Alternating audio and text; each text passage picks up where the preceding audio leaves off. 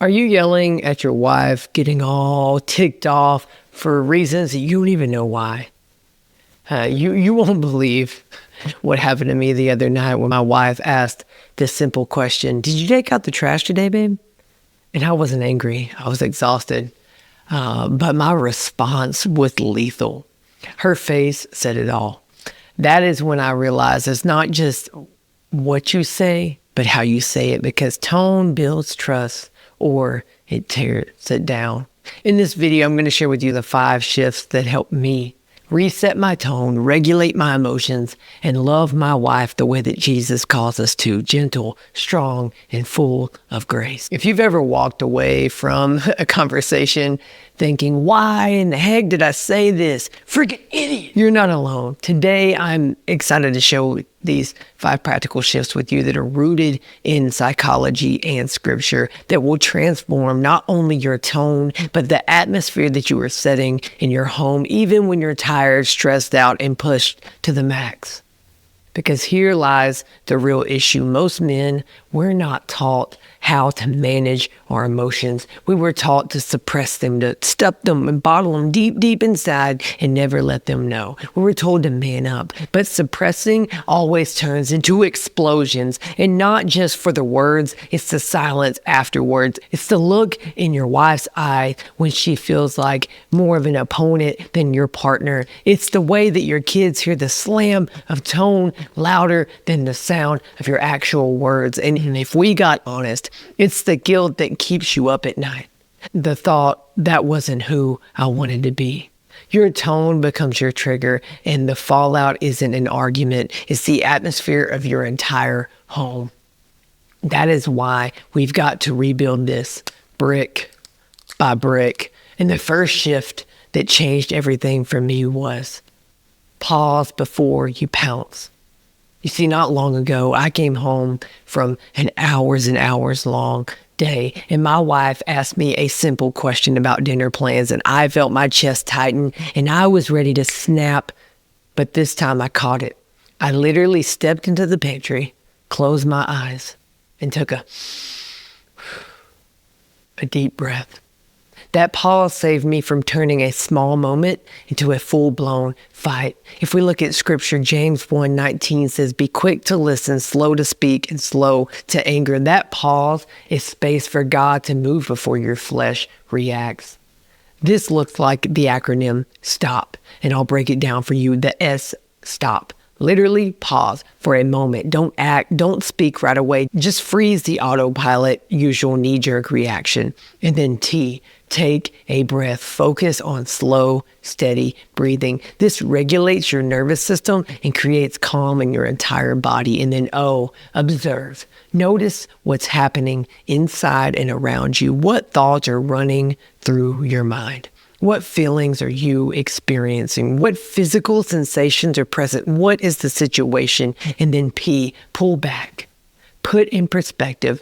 Step back and see the bigger picture. Stop and ask yourself, is this thought fact or an opinion? How important will this be in a week, in a month, in a year? What would I say to a friend in the same situation? Is there another way to look at it? And then P, practice what works. Proceed wisely. Choose your next step with wisdom, not with impulse. Consider your values and what the outcome you want. Then act in a way that's constructive, compassionate, and aligned with what you want to be. Practice this STOPP, STOPP method. And before you answer your wife this week, count to 3 in your head. Literally, 3 seconds of silence may feel awkward at first, but it will reset the thermostat of your entire home. And then the second shift, you must reframe the negativity. One night, my wife asked me why I hadn't handled something around the house, and instantly my inner voice said, "She doesn't respect me. She just thinks I'm lazy." But instead of letting that thought win, I flipped it.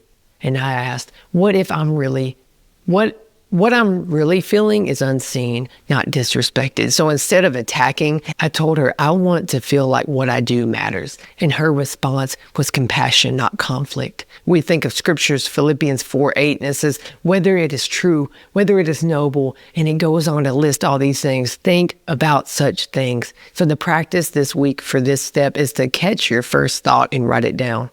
Don't stop there. Then ask, what is the truth here? What's a more loving story that I could tell? Speak that story out loud instead of that lie. When you reframe the thought, you rewrite your tone and your entire story. And then shift 3, step into her shoes.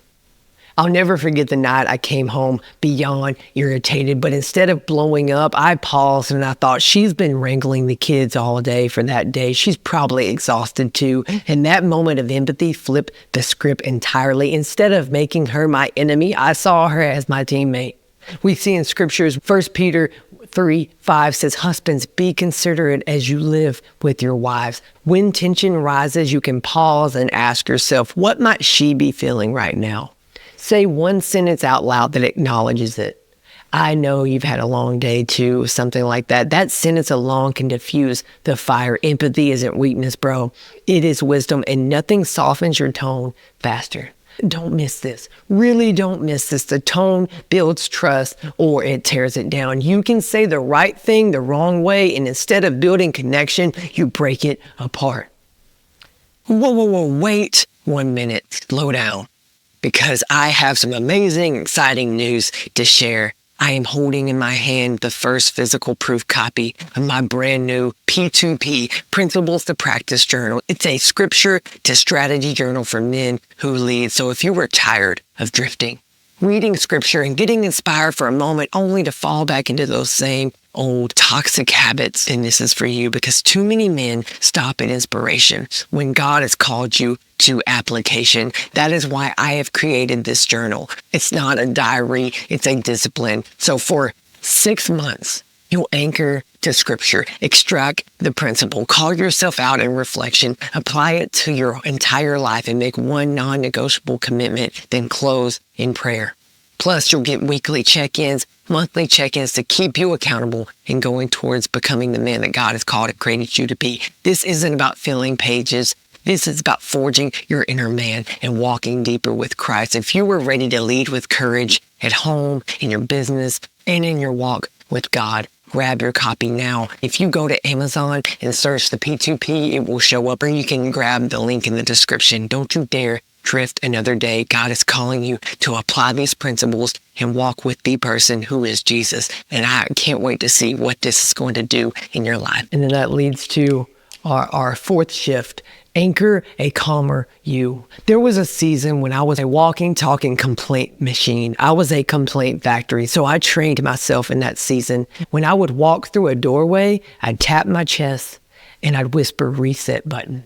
The first time I did it, I walked in calmer, hugged my kids slower, and I spoke softer to my wife. That tiny anchor shifted my whole atmosphere of my home. And if we look at it from a scripture angle, Psalms 131:2 says, I have calmed and quieted my soul. The way to practice this is you've got to pick a calm word, grace, peace, or even just say the name of Jesus. Every day this week, practice pairing it with that simple gesture, like pressing your thumbs together, tapping your chest, rubbing your ear. Use it before hard conversations until it becomes your new automatic pathway, because this anchor will become your portable reset button. It carries calm into your storm. And then the fifth shift, speak the truth in love. I once was so ignorant.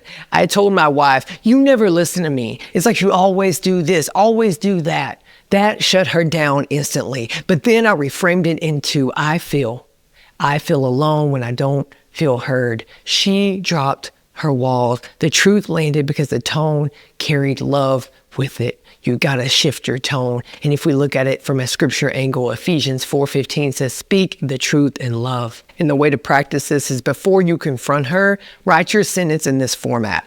I feel blank when blank. Can we talk about it? Practice it alone first and then use it in the moment. This keeps your tone gentle even when the truth is hard to swallow.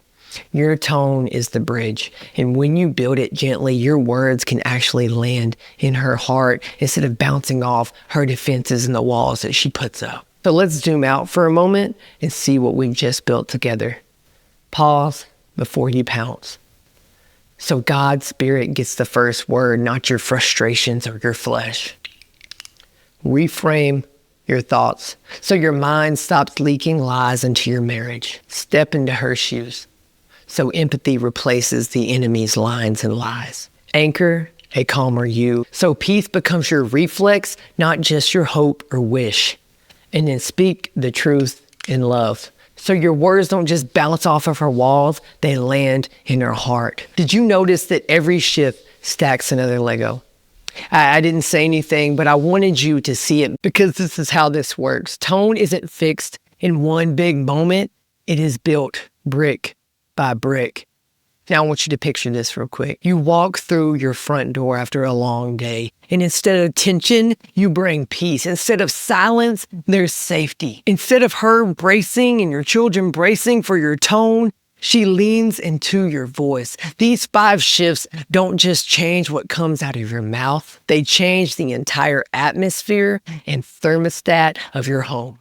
Because at the end of the day, tone builds trust or it tears it down. And the man who chooses trust builds legacy one brick at a time. Man, this isn't just another video to scroll past or listen to and let go in one ear and out the other. This is a moment to shift the culture and the atmosphere of your entire home. So here is my challenge for you. Pick one of these 5 shifts and live it out this week until it becomes part of you, until it becomes ingrained in your daily practice. Because if you don't walk it out, then it means nothing. That you're just going to be full of knowledge, but no true practical application. Practice it until your tone testifies who you truly are. So drop a comment, drop some praying hands in the comments below to mark your commitment to God and you're stepping into some accountability to actually live this out and change your tone. Here's the thing, because the louder the world gets, the quieter your spirit must become. And your family doesn't just need your words, they need your presence. Now, if this stirred you up, subscribe and share with another brother that needs to hear this reminder. And when you're ready to go deeper and not just change your tone, I want you to check out this video next where I share why self-improvement is actually making your life worse. And I'll see you in this next video.